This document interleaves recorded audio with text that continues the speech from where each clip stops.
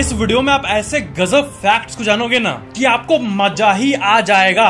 Video पूरा जरूर देखना, मजा आ जाएगा। फैक्ट नंबर 18, क्या आपको पता है कि अप्रैल फूल के दिन को अप्रैल फूल क्यों कहा जाता है? 1 अप्रैल को फूल का मूर्ख का दिन क्यों बोला जाता है? मतलब 1 अप्रैल को मूर्खता से क्यों एसोसिएट कर दिया गया है? तो इसके पीछे का रीजन जानो, शायद ही आपको पता होगा। क्या है कि पहले जूलियन कैलेंडर होता था, ठीक है? वो अलग कैलेंडर सिस्टम था जो कि बहुत पहले पूरे विश्व भर में चलता था। एंड जूलियन कैलेंडर के हिसाब से क्या होता था ना, जो 1 अप्रैल डेट है इस दिन न्यू ईयर पड़ता था, ना कि 1 जनवरी। और वो कैलेंडर सही नहीं था, मतलब अर्थ के सन का रोटेशन ये सब कंसिडर नहीं करता था। उस कैलेंडर में फॉल्ट था। 1 अप्रैल को न्यू ईयर था उसमें। देन क्या हुआ, जॉर्जियन कैलेंडर आया जो कि हमारा अभी का कैलेंडर है, जिसमें 1 तारीख को 1 जनवरी को न्यू ईयर होता है। तब क्या हुआ कि पूरे विश्व में सबसे पहले फ्रांस ने जॉर्जियन कैलेंडर को अपनाया। फिर बाकी कंट्री में तो जूलियन कैलेंडर ही था पहले वाला, बट धीरे धीरे सारे देश जो है वो सब शिफ्ट कर गए नए जॉर्जियन कैलेंडर में, और धीरे धीरे सब कोई जूलियन कैलेंडर को भूल गए। फ्रांस से शुरुआत हुई, बाकी कंट्रीज में भी फैल गई। तो क्या होता था कि जो देश नए कैलेंडर सिस्टम को नहीं फॉलो करते थे, जॉर्जियन कैलेंडर को, और 1 जनवरी के बदले पुराने वाले सिस्टम में 1 अप्रैल में ही न्यू ईयर मनाते थे, तो सारे देश मिलके उस देश को बेवकूफ कहते थे कि ये देश अभी भी पुराना वाला सिस्टम अप्लाई कर रहा है। 1 अप्रैल को न्यू ईयर मनाता है एंशिएंट सिस्टम में, ये तो फूल है, ये तो मूर्ख है।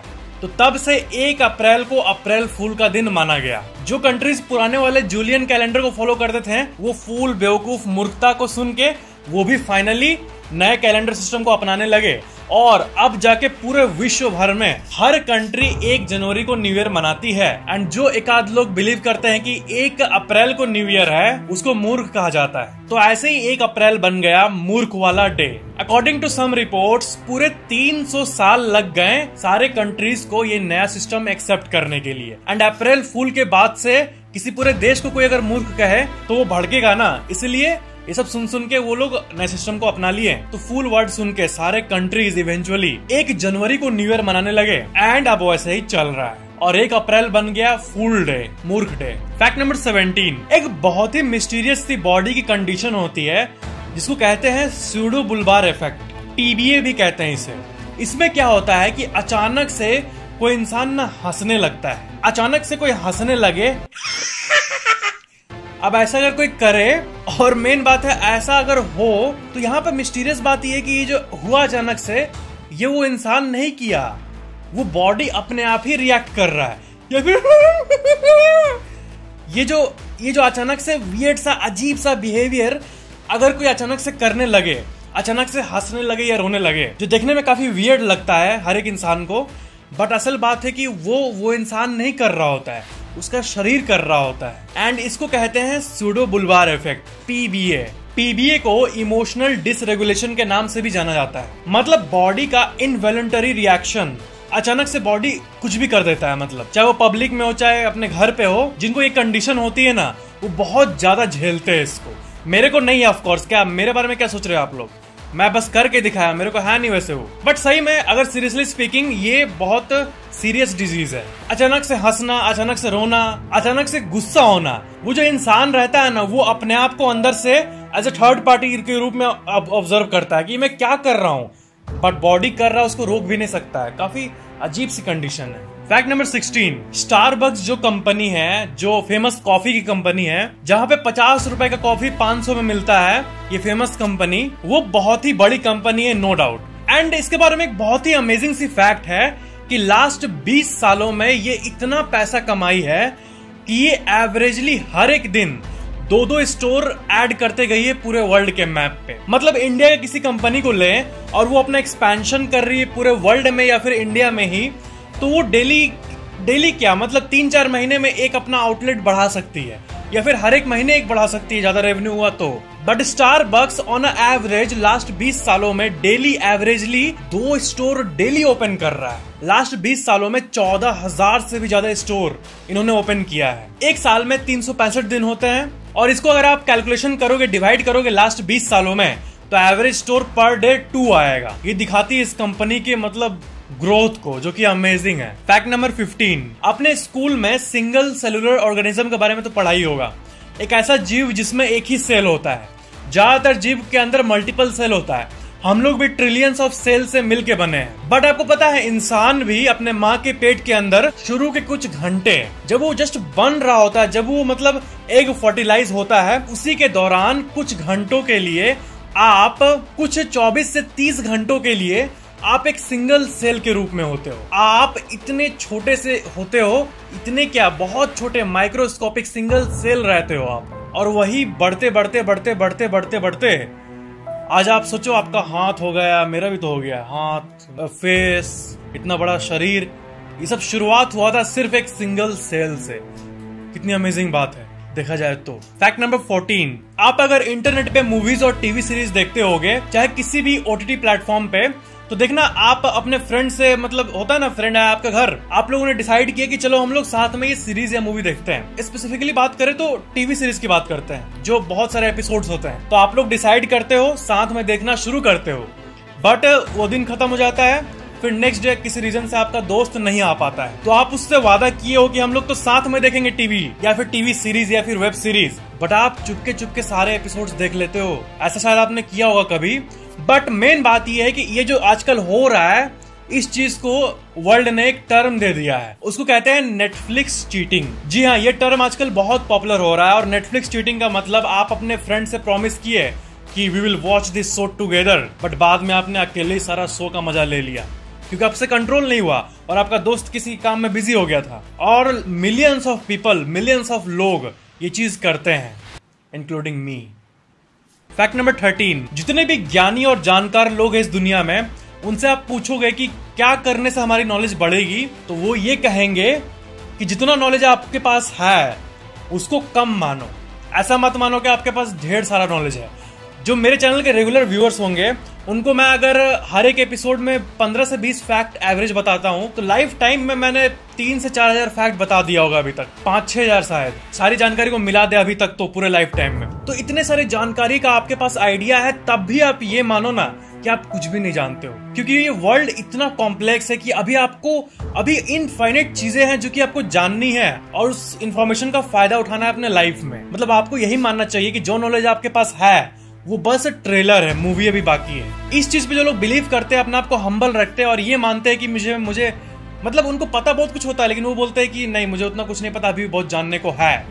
तो इस चीज को अगर आप बिलीव करोगे तभी आप लर्न कर पाओगे। मतलब ऐसे बिलीव करने से आपका मतलब कभी अंदर ये नहीं रहेगा कि मेरे पास इतनी जानकारी है। और कुछ ऐसे लोग होंगे जो कि मतलब अगर 500 फैक्ट को भी जान लेंगे ना, तो उनको लगेगा मैं सब कुछ जान गया। बट नहीं बाबा, इस दुनिया में 5 करोड़ या फिर शायद 50 करोड़ से भी ज्यादा फैक्ट्स हैं। एंड उन फैक्ट्स को देखने के लिए चैनल को सब्सक्राइब जरूर कर लेना, मतलब प्रमोशन, लेकिन हाँ काम का है आपका। फैक्ट नंबर 12, ये एक बहुत ही मस्त सी फैक्ट है, एक जनरल ऑब्जर्वेशन है कि आपको 2 चीज डिफाइन करती है। आपका पेशेंस, जब आपके पास ऑलमोस्ट कुछ भी नहीं होता है, आप एक नॉर्मल से इंसान होते हो और आप ग्रो करना चाहते हो, तब आपका जो पेशेंस होता है वो आपका पेशेंस जब आपके पास कुछ भी नहीं होता है, और जब आप सक्सेसफुल हो जाते हो तब आपका एटीट्यूड। ये दोनों चीजें एक इंसान को डिफाइन करती है कि वो किस तरह का इंसान है। फिर से मैं बता दूं, आपका पेशेंस जब आपके पास कुछ भी नहीं होता है और आपका एटीट्यूड जब आपके पास सब कुछ होता है, यही आपको डिफाइन करता है। फैक्ट नंबर 11,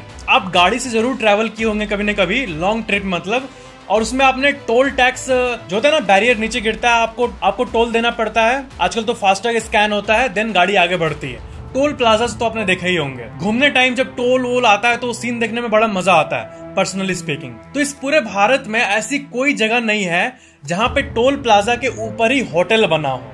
टोल प्लाजा के साइड में हो, नीचे हो, अलग बात है।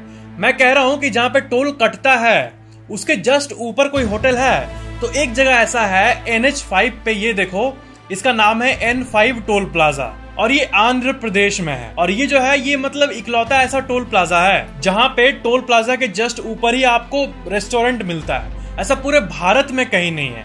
N5 टोल प्लाजा नाम है इसका। फैक्ट नंबर 10, मंगल ग्रह पे साइंटिस्ट ने कई कैनियंस को डिस्कवर किया है। एंड आप इस फैक्ट के पहले रिलेटेड आर्टिकल्स को अपने स्क्रीन पे देख लो ताकि आपको कुछ आइडिया मिल जाए। एंड इस फैक्ट के पहले मैं आपको कुछ सोर्सेज दिखा देता हूँ, आप अपने स्क्रीन पे देखो। क्या है कि मार्स पे बहुत सारे कैनियंस मिले हैं, एंड कैनियन फॉर्म होते हैं वाटर के चलते। और मार्स पे ऐसी बहुत सारी चीजें हैं जो कि पानी से रिलेटेड मिली है। जैसे कि जब पानी बहुत पत्थर को काट देता है तब जैसे फॉर्म होता है फिगर्स, वैसे फिगर्स मार्स पे मिले हैं। एंड इसके चलते साइंटिस्ट ये प्रेडिक्ट कर रहे हैं कि पास्ट में शायद यहाँ पानी था। ऐसा इसका कोई कॉन्क्रीट प्रूफ तो नहीं मिला साइंटिस्ट को कि पास्ट में मंगल ग्रह में पानी था ही, बट ऐसा हो जरूर सकता है। फैक्ट नंबर 9, धरती का एक चांद है, जुपिटर जो प्लेनेट है उसका 60 से भी ज्यादा मून है। तो धरती में जब ग्रहण लगता है तो एक चांद का जो शैडो है वो जहाँ पड़ता है उसको ग्रहण कहते हैं। तो एक चांद के चलते पूरा अंधेरा हो जाता धरती पे। तो क्या है कि एक फैक्ट है कि जुपिटर में जब ग्रहण लगता होगा ना, तो वहां पे क्योंकि मल्टीपल मून है, तो ऐसा भी कभी कभी कोइंसिडेंटली होता होगा जब 3 मून एक साथ ही दिखते होंगे एक ही पोजीशन पे, और तीनों चांद का एक साथ परछाई बनता होगा जुपिटर पे। मतलब 3, 4, 5 मून साइमल्टेनियसली एक जगह पे फॉर्म करते होंगे शैडो को, परफेक्ट कंडीशन में और कोइंसिडेंस के चलते। Fact number 8, singer song writer Ed Sheeran अपने हाथ पे एक बहुत ही इंटरेस्टिंग चीज की टैटू बनवाया है। पता है वो इंटरेस्टिंग चीज क्या है? Tomato ketchup. रियली उन्होंने टोमेटो केचप का अपना टैटू बनवाया है। क्योंकि अब इसका आंसर ये है कि वो कहते हैं कि मुझे टोमेटो केचप बहुत ज्यादा पसंद है, तो उसका परमानेंट टैटू बनवा लिया उन्होंने। मुझे तो अजीब लग रहा है बट फैक्ट है। फैक्ट नंबर 7, हनी बीज। मधुमक्खियों को आप आज तक फॉर ग्रांटेड लिए हो, बट क्या आपको पता है कि वो कितने मिस्टीरियस प्राणीज है? क्या है कि मधुमक्खियों के बारे में आपने सुना होगा कि उनका एक छाता होता है और बहुत सारे मधुमक्खियां किलोमीटर्स ट्रैवल करके अलग अलग फूल से, पत्तों से ले आती है एलिमेंट्स, जो कि वहां जाके रखती है, और वो लोग बहुत दिनों महीनों के मेहनत से जाके बनाती है मधु। तो आप ये बताओ कि इंसान तो वो है नहीं, ना ही उसके पास कोई मैप है, तो वो 20-30 किलोमीटर दूर जाके 30 किलोमीटर वापस रिटर्न कैसे आ जाती है अपने उसी छाते के पास? तो एक्चुअली में ये पता चला है ना कि मधुमक्खियों को पता है कि एंगल क्या होता है। एंगल होता है ना, जैसे कि पीछे मेरे रूम के जो वॉल है इस पे आप देख सकते हो एंगल है।